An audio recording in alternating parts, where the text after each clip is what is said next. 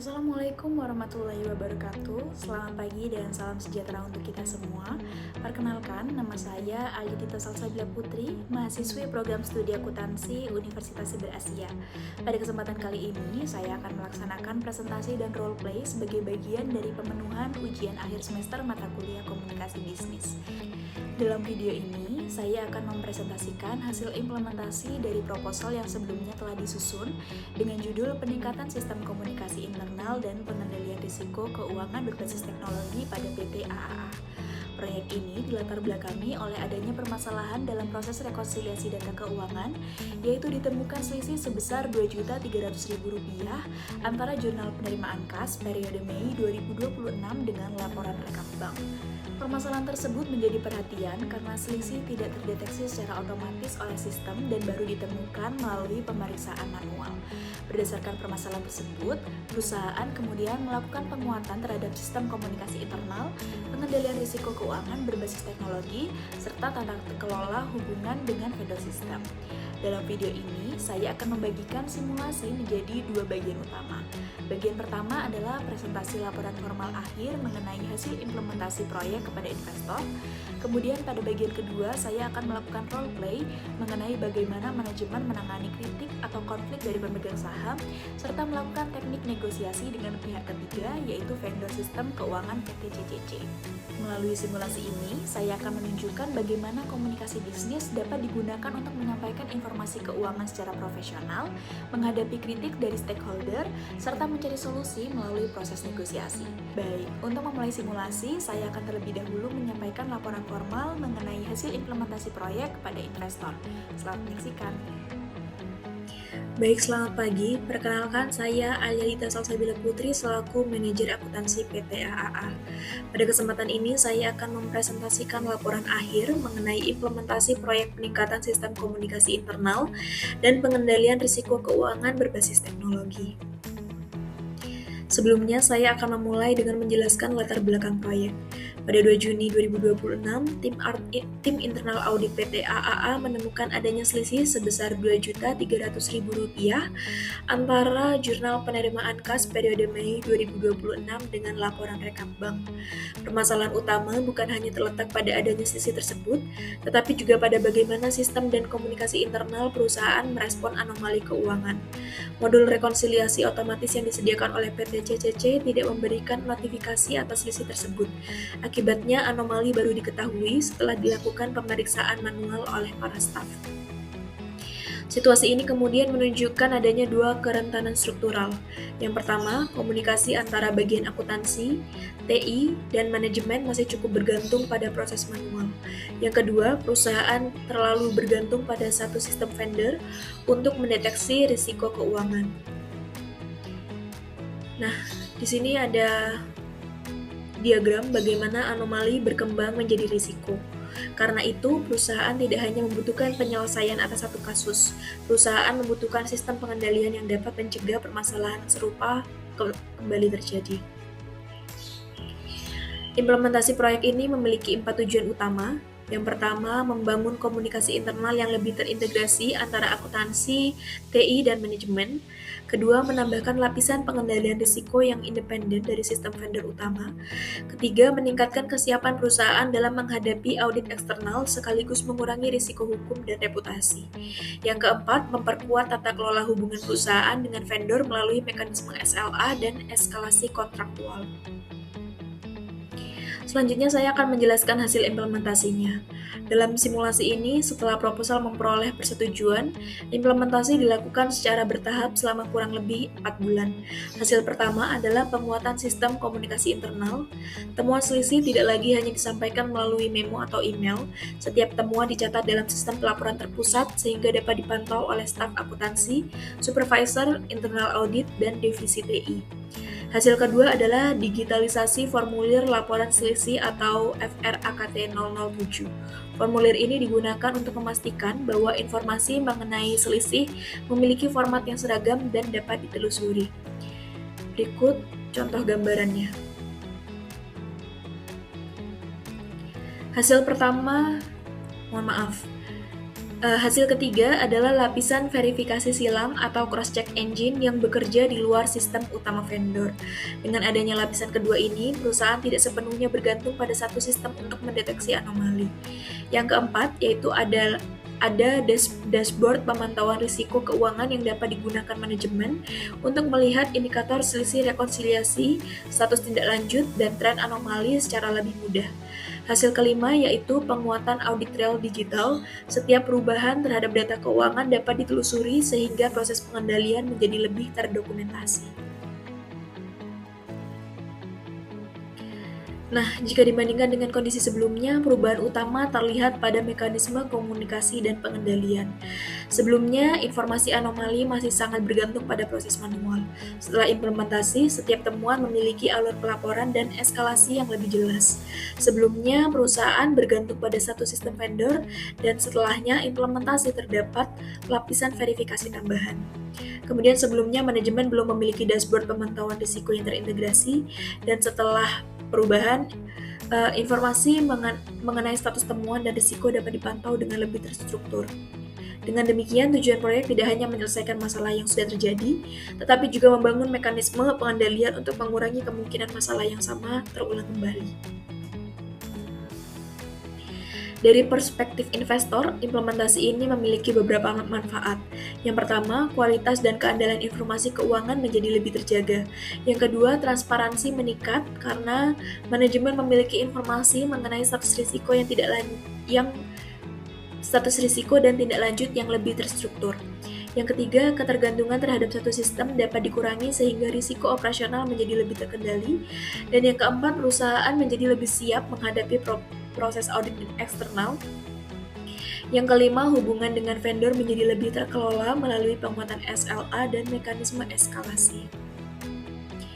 Walaupun proyek telah selesai pada tahap implementasi awal, pengendalian tidak berhenti pada saat sistem mulai digunakan. Tindak lanjut yang diperlukan adalah melakukan evaluasi secara berkala terhadap efektivitas sistem, memonitor tren anomali, melakukan evaluasi terhadap kinerja vendor, dan memastikan prosedur yang baru telah terintegrasi dalam kebijakan akuntansi internal. Dengan demikian, proyek ini diharapkan menjadi bagian dari tata kelola keuangan perusahaan, bukan hanya respon terhadap satu insiden.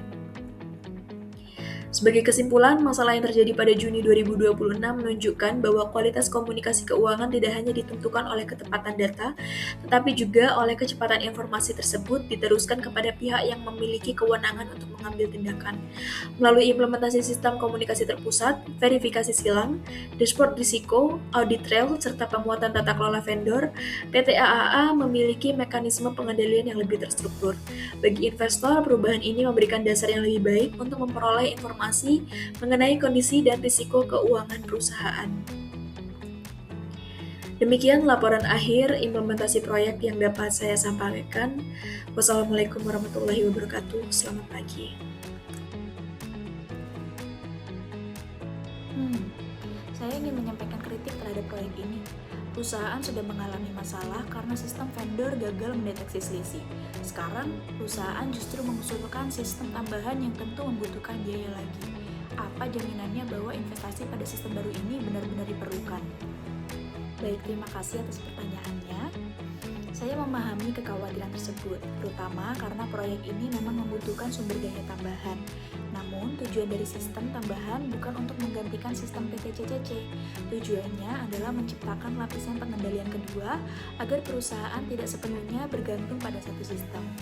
Kasus Rp2.300.000 yang terjadi sebelumnya menunjukkan bahwa ketergantungan pada satu sistem dapat menciptakan risiko apabila fungsi deteksi mengalami kegagalan. Jadi, investasi ini kami tempatkan sebagai bagian dari mitigasi risiko, bukan sekedar penambahan teknologi. Tapi, apakah tidak lebih murah jika perusahaan hanya meminta PT CCC memperbaiki sistemnya? Perbaikan dari vendor tetap menjadi bagian dari solusi. Namun, dari perspektif pengendalian internal, kami tidak menyarankan perusahaan hanya bergantung pada perbaikan vendor. Kami menggunakan dua pendekatan sekaligus di sini. Yang pertama, memperbaiki hubungan dan SLA dengan PT CCC, dan yang kedua yaitu membangun mekanisme verifikasi internal yang independen. Dengan pendekatan tersebut, apabila terjadi gangguan pada sistem utama, perusahaan masih memiliki mekanisme untuk mendeteksi anomali. Baik, tetapi saya ingin memastikan bahwa sistem ini tidak justru membuat proses kerja menjadi lebih rumit. Itu menjadi salah satu pertimbangan dalam implementasi. Karena itu, sistem dirancang untuk mengurangi proses manual, bukan menambahnya. Temuan dicatat satu kali melalui sistem terpusat, kemudian informasi tersebut dapat diteruskan kepada pihak yang berkepentingan sesuai alur eskalasi. Dengan demikian, tujuan akhirnya adalah mempercepat komunikasi, memperjelas tanggung jawab, dan meningkatkan kemampuan manajemen dalam mengambil keputusan. Oke baik, saya menerima penjelasan tersebut dengan catatan efektivitas sistem harus dievaluasi secara berkala. Setuju, evaluasi berkala akan menjadi bagian dari tindak lanjut proyek. Terima kasih sudah memberikan kesempatan untuk melakukan pembahasan. Kami memahami bahwa PT AAA mengalami kendala pada modul rekonsiliasi. Namun berdasarkan pemeriksaan awal, kami belum dapat memberikan jaminan bahwa gangguan serupa tidak akan terjadi kembali. Saya memahami bahwa sistem teknologi memiliki risiko gangguan, namun posisi PT AAA adalah kami membutuhkan rencana perbaikan yang konkret dan dapat diverifikasi. Dalam komunikasi resmi sebelumnya, kami meminta 4 hal, yaitu analisis teknis mengenai penyebab kegagalan, rencana perbaikan dengan target waktu yang jelas, konfirmasi mengenai keamanan data, dan langkah pencegahan agar masalah serupa tidak berulang. Selain itu, fungsi deteksi selisih merupakan bagian penting dari layanan yang digunakan perusahaan. Karena itu, kami ingin mencari solusi yang dapat melindungi kepentingan kedua pihak tanpa langsung mengambil langkah yang bersifat konfrontatif. Baik, jadi solusi seperti apa yang diharapkan oleh PT AAA? Pertama, kami meminta PT CCC melakukan root cause analisis secara tertulis. Kedua, kami meminta target penyelesaian yang terukur. Ketiga, kami meminta peningkatan mekanisme notifikasi apabila sistem menemukan anomali. Keempat, kami mengusulkan evaluasi terhadap SLA, khususnya terkait waktu deteksi dan kewajiban notifikasi. Sebagai bentuk kompromi, PT AAA tetap membuka ruang bagi PT CCC untuk melakukan perbaikan sistem tanpa langsung menghentikan kontrak. Baik, kami dapat mempertimbangkan perbaikan tersebut, namun kami membutuhkan waktu untuk melakukan evaluasi teknis. Baik, kami dapat memberikan waktu untuk evaluasi teknis, tetapi kami membutuhkan batas waktu yang jelas. Saya mengusulkan agar PT CCC memberikan laporan awal mengenai akar masalah dan rencana perbaikan dalam 3 hari kerja. Setelah itu, kita dapat melakukan pertemuan teknis untuk membahas hasilnya. Oke baik, kami dapat menyampaikan laporan awal dalam 3 hari kerja dan melakukan pertemuan lanjutan setelah laporan tersebut diterima. Baik, dengan demikian kita memiliki kesepakatan awal. PT CCC akan memberikan analisis teknis dan rencana perbaikan. PT AAA akan melakukan evaluasi internal terhadap hasil perbaikan tersebut. Selanjutnya, kedua pihak akan membahas penguatan SLA dan mekanisme eskalasi apabila ditemukan anomali kembali. Menurut saya, pendekatan ini lebih baik karena masalah diselesaikan berdasarkan data dan komitmen yang dapat diverifikasi. Nah, dalam simulasi negosiasi tersebut, teknik yang saya gunakan adalah pendekatan problem solving atau win-win negotiation. Saya tidak langsung menyalahkan pihak vendor, saya terlebih dahulu menyampaikan fakta mengenai masalah yang terjadi, kemudian saya menjelaskan kepentingan PT AAA yaitu menjaga akurasi data, mengurangi risiko, dan memastikan sistem dapat mendukung proses pelaporan keuangan. Saya juga memberikan alternatif berupa perbaikan sistem, penguatan SLA, dan mekanisme verifikasi tambahan. Di sisi lain, saya tetap menetapkan batas waktu agar proses penyelesaian dapat dipantau. Dengan pendekatan ini, komunikasi tetap tegas tetapi tidak memperburuk hubungan bisnis dengan vendor. Baik, demikian presentasi laporan akhir dan simulasi penanganan krisis komunikasi keuangan pada PT AAA yang telah saya sampaikan. Dari keseluruhan simulasi dapat disimpulkan bahwa komunikasi bisnis memiliki peran penting dalam membantu perusahaan menghadapi permasalahan keuangan, terutama ketika informasi yang disampaikan berkaitan dengan investor, pemegang saham, manajemen, maupun pihak ketiga. Dalam kasus PT AAA, adanya selisih data keuangan sebesar Rp2.300.000 menjadi dasar bagi perusahaan untuk memperkuat sistem komunikasi internal dan pengendalian risiko keuangan berbasis teknologi. Melalui implementasi sistem komunikasi yang lebih terintegrasi, mekanisme verifikasi silang, dashboard pemantauan risiko, audit real digital, serta penguatan tata kelola vendor, perusahaan berupaya menciptakan proses komunikasi dan pengendalian yang lebih terstruktur. Selain itu, melalui simulasi penanganan kritik dari pemegang saham dan negosiasi dengan vendor, Dapat dilihat bahwa penyelesaian masalah tidak hanya membutuhkan kemampuan menyampaikan informasi, tetapi juga kemampuan mendengarkan, memberikan penjelasan berdasarkan fakta, menjaga hubungan profesional, dan mencari solusi yang dapat diterima oleh pihak-pihak yang berkepentingan. Bagi saya, simulasi ini menunjukkan bahwa komunikasi bisnis yang efektif bukan hanya tentang bagaimana menyampaikan pesan, tetapi juga tentang bagaimana membangun kepercayaan dan mengambil keputusan ketika perusahaan menghadapi suatu permasalahan. Demikian video presentasi dan role play untuk memenuhi tugas ujian akhir semester mata kuliah komunikasi bisnis. Saya, Alia Salsabila Putri, mengucapkan terima kasih atas perhatian dan kesempatan yang diberikan. Wassalamualaikum warahmatullahi wabarakatuh. Sampai jumpa dan terima kasih.